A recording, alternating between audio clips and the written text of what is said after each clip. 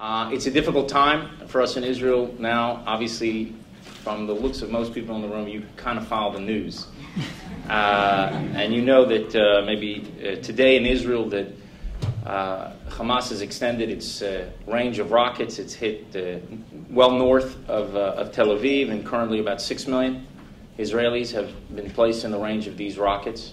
So it's about 3/4 of our population. In American terms, it's well over 200 million Americans, and you can imagine what everybody would be feeling if 200 million Americans at some point over the last 24, 48 hours were running into...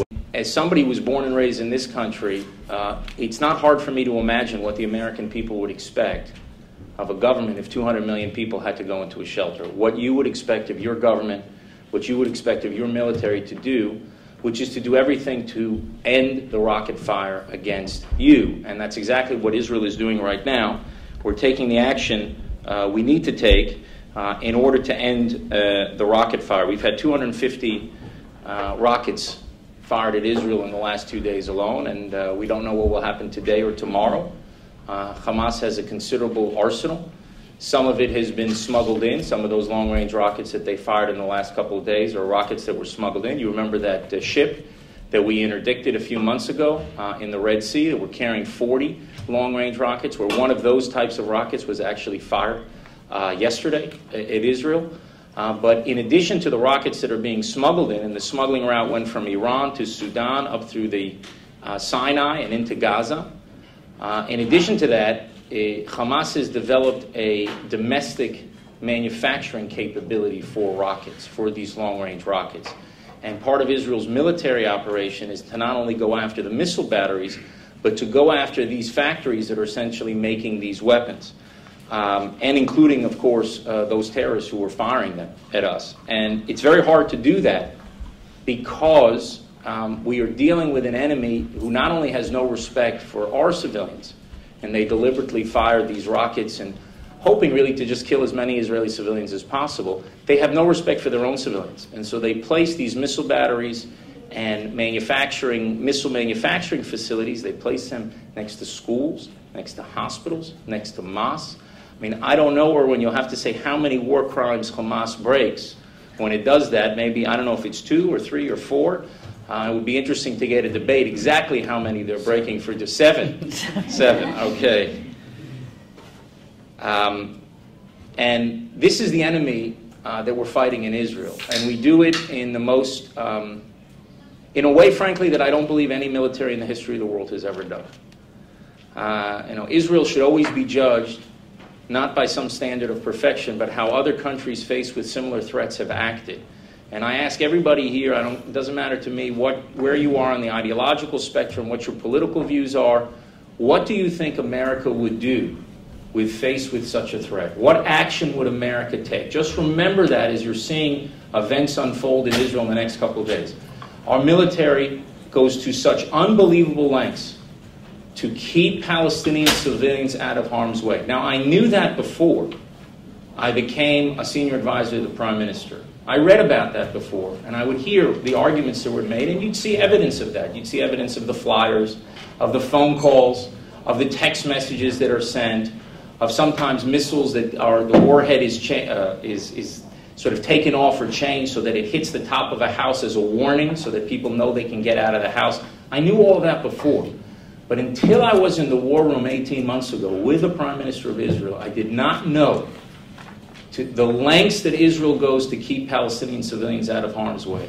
So any allegation that there is any moral symmetry between Israel and Hamas, not only the fact that Hamas is a terror organization and we're a democratic society fighting it, but in the way we fight our wars, if there's any allegation, that has to be rejected.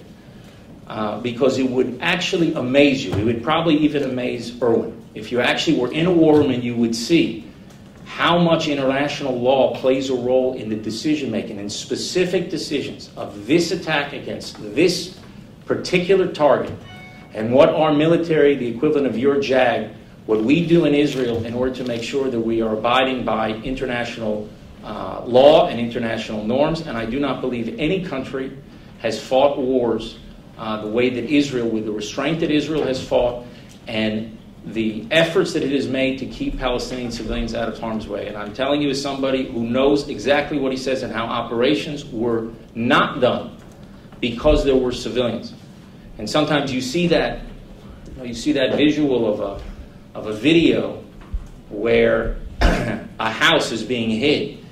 That's not for targeting purposes. That video is there to make sure that they're not civilians.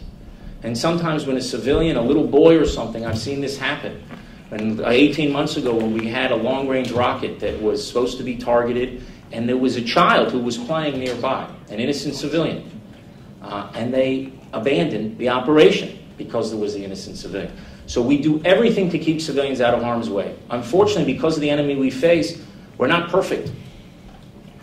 And while we're hitting legitimate targets, sometimes unintentionally, innocent civilians are killed. But the difference between us and Hamas is that they want to kill as many as possible.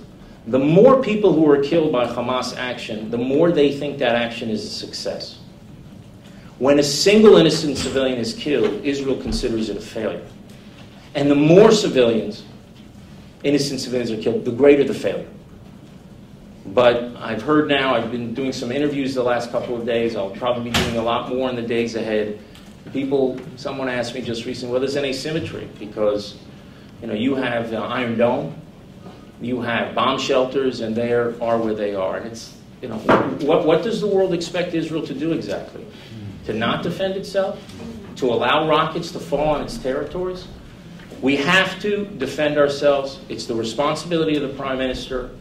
Every country that I know of, that I'm aware of, every historical example is of greater use of force than Israel is employing. We have a Prime Minister who's extremely responsible, extremely prudent with the use of force, but the objective that we have is very clear, to end the rocket attacks against Israel, and that's what we're going to do, and we're going to continue to maintain the very high standards that we have in Israel in fighting wars. And we employ both offensive and defensive measures in fighting war. And offensive measures is targeting the terrorists, those people, the commanders. You may have seen the video yesterday of people, terrorist commandos that tried to storm a beach and would have maybe committed a real massacre against civilians in a nearby kibbutz. We took action against them.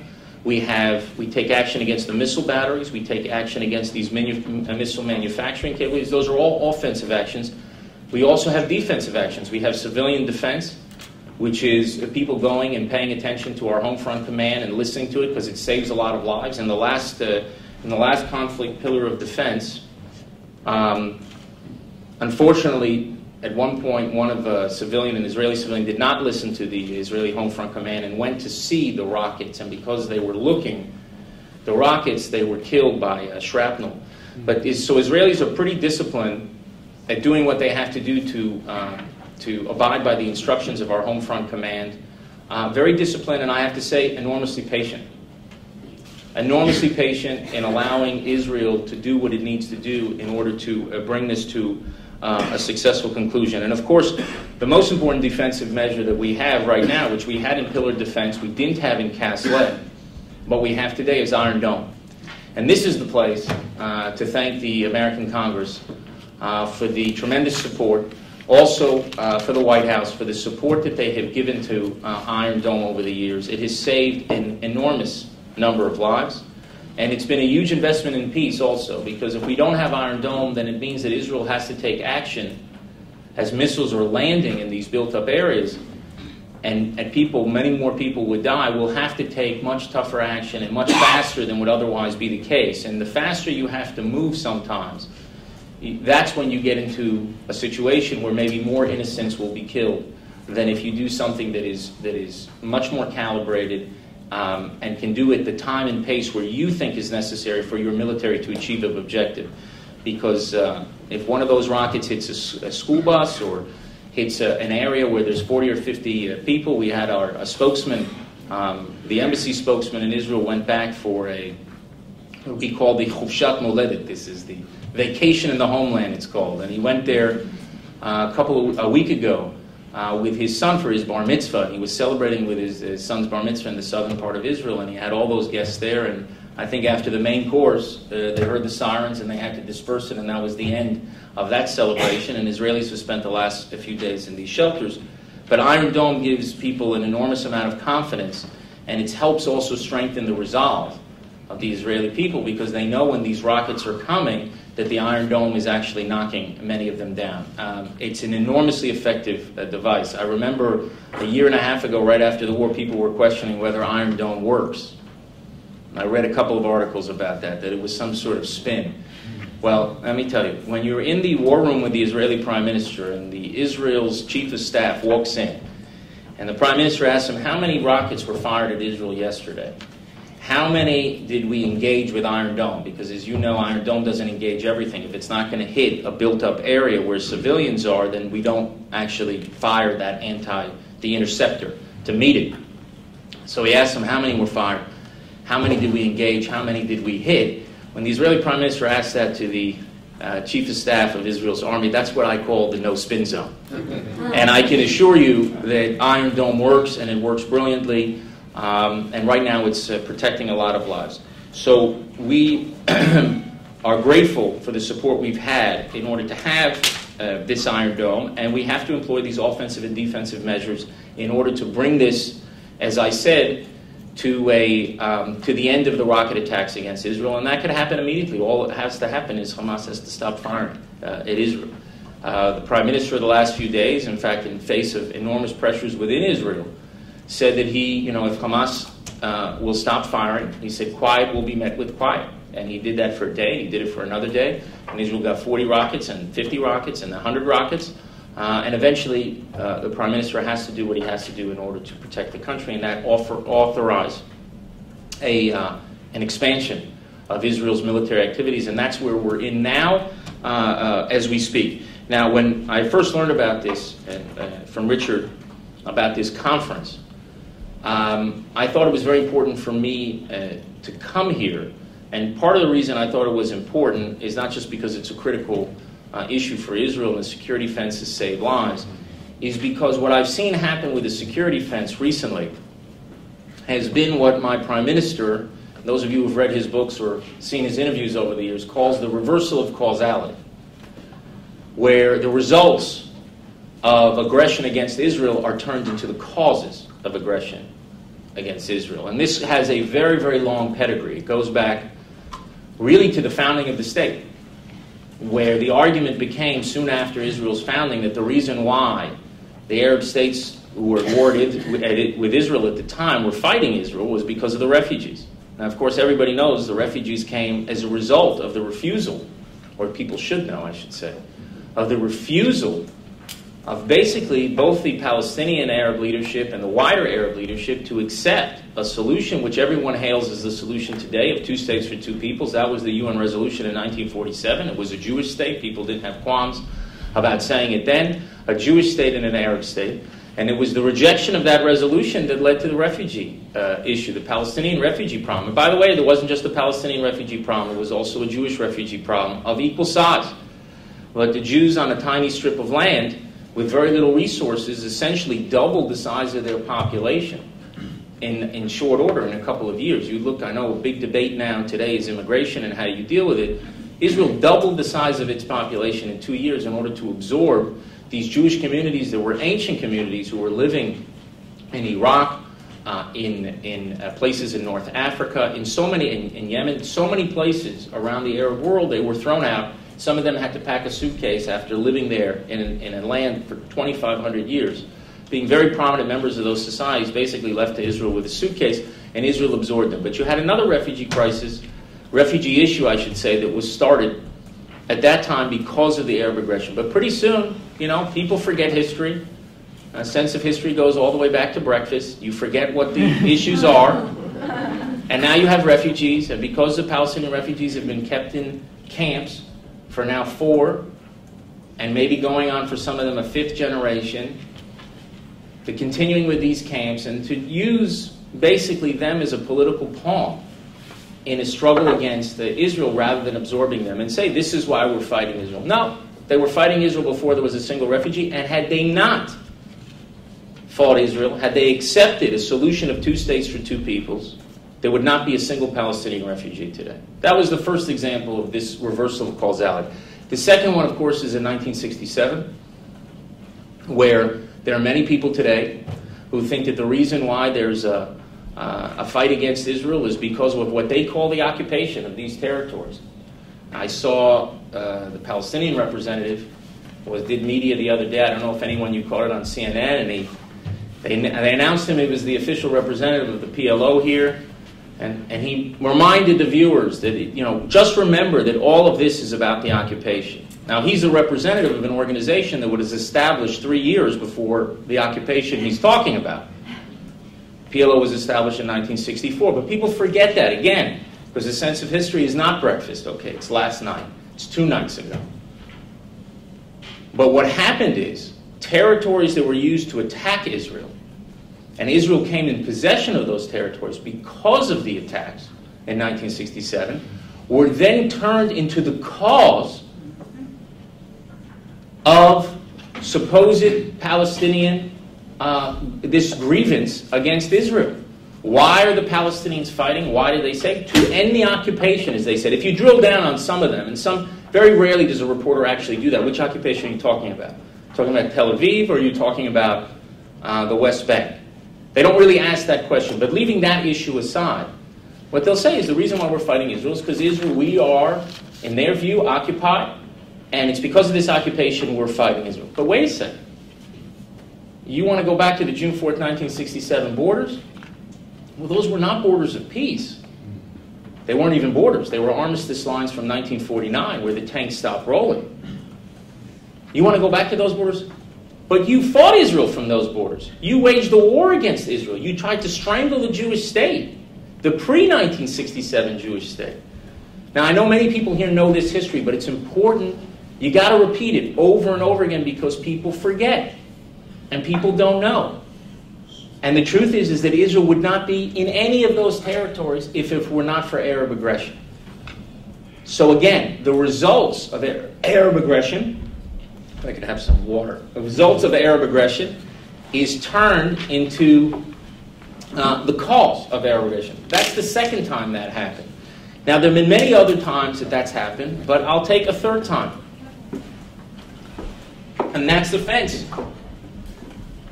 The fence was built not by the state of Israel. The fence was built by Palestinian suicide bombers, period. That's the reason why we have a fence.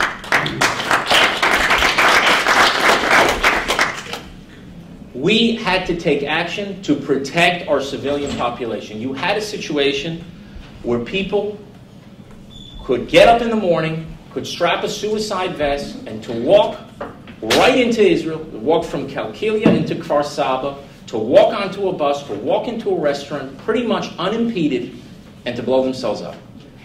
And Israel decided that it had to take action, again, offensive action and defensive action. The operation then was called Operation Defensive Shield, which was launched in April 2002. And that followed the worst wave of terrorism that Israel has faced in our history. The worst wave of terrorism, including the worst month of terrorism, something like 300 people were killed in March 2002, culminating in this Passover massacre where someone went into a hotel, blew themselves up on a Passover Seder, and killed, I think at the time, between 2 and 3 dozen people. And then Israel had this crazy idea that a good way to fight terrorism is actually to fight it. There's a lot of people who say there's no military solution to terror. False. It's false. It doesn't mean that you're going to solve the problem completely. But if you reduce terror by 95%, that's pretty good. That's an A. 100 is an A+. So maybe a military solution doesn't get you an A+, but it can get you an A. And that's much better than an F. Because F means that a lot of lives are lost. And Israel launched Operation Defensive Shield. We went into Palestinian cities in Judea and Samaria, in the West Bank. For the first time really since Oslo, we went into and we basically cleaned out and dismantled a lot of the terror infrastructure there. I know a lot of people think that the reason why we've had quiet in Judea, Samaria, the West Bank for the last few years has become the Palestinian security forces. Look, the Palestinian security forces have done some good things. And in fact, in the last 3 weeks, in the 18 days where we were looking for the 3 boys, the 3 teenage boys, they were helpful. And they certainly weren't harmful in Israel doing what it had to do. But the reason why there's been quiet is because Israeli soldiers went in, and over a long period of time, really it took 2 or 3 years, it had to clean out these areas. And since then, it has maintained a military presence there where it's had to, even though we don't want to, and even though we try to minimize it, it's had to go in sometimes to arrest people because of our intelligence knows that this or that person is going to perpetrate some terror attack. And it's our freedom of movement that has enabled us to keep that area safe. Palestinian security forces have been beneficial, but the lion's share of the effort is because of the IDF. And if Israel were gone tomorrow, you would probably see happen in the West Bank what happened in Gaza soon after Israel left, where Hamas took it over very quickly. That's the truth. So we took offensive measures in Operation Defensive Shield, but Israel also employed this defensive measure, which was to put up this fence. And the fence, look at the graph. The fence has reduced suicide bombings like this. You don't get many graphs like this in life. You get a lot like that. This one's like this. And it goes down very, very quickly as the fence is built. It's not completed. It's not perfect. It is true that people can get around it, but it's easier for us to deploy our forces and our intelligence in a way to prevent those types of suicide bombings against Israel because of the presence of the fence. Now, what has happened, that's my Sandman taking me out. What has happened is that a British Sandman. What has happened is that the fence, which was built because of the results of Arab aggression, in this case Palestinian aggression against Israel, has been turned into cause now of some grievance the Palestinians have of Israel. So now you see that wall, which, as you say, it's 5% or 7% of the whole fence. But to me, Richard, it doesn't really matter what percentage it is. I don't like the way it looks. I live in Jerusalem. I think it's ugly. It saves lives. And when I think of that fence, a lot of people think of graffiti, or they think of the Pope's visit and everything else. You know, I think of Noam Leibowitz, who was a 7-year-old girl who, in June of 2000, I believe it was 2002, was driving back on Highway 6 with her family, 7-year-old girl, and she was shot on Highway 6 by a sniper.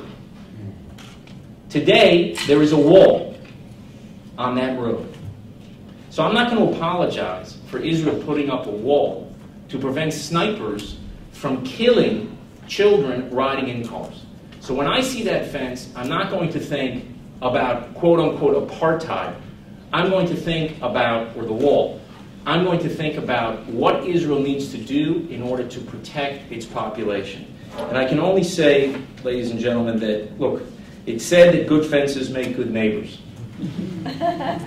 That's not true, because our neighbors aren't good enough. It hasn't changed our neighbors. It has not changed our neighbors much at all. It's not the reason why our neighbors hate us. Some of them hated us before. They continue to hate us now, many of them. And the reason they hate us is something that's much deeper, and it's passed on from generation to generation because of the rampant incitement that exists, because of what's learned in schools. You know, today we're dealing with this this nonsense. This is most of the reporting that you hear about this moral asymmetry, and Israel's doing this, and Hamas is doing this. And I said this in one interview that maybe some of you saw. When we had this murder, horrific murder of this Arab boy, you saw how Israel responded. You tell a lot about a society not based on the action of an extremist in that society, but based on the reaction of the society to that event. That's the test of a society, how we react.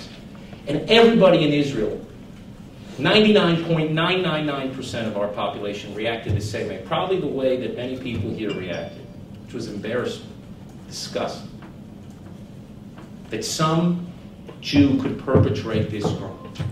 The last time I felt the feeling like that was when Baruch Goldstein walked into that mosque. That was 20 years ago. That's when I had the feeling. But there's a difference between our society and theirs. Because our political leaders do not hail murderers and terrorists as heroes. We don't name public squares after killers. We don't name public squares after killers, and we don't teach our children to emulate them. We don't turn them into role models. It's not the same on both sides. It's different, and that moral difference makes all the difference. So when you're having your conference here today, your symposium about the fence, remember that good fences may not make good neighbors, but good fences have made for safer Israel, and I'm very proud of that. Thank you.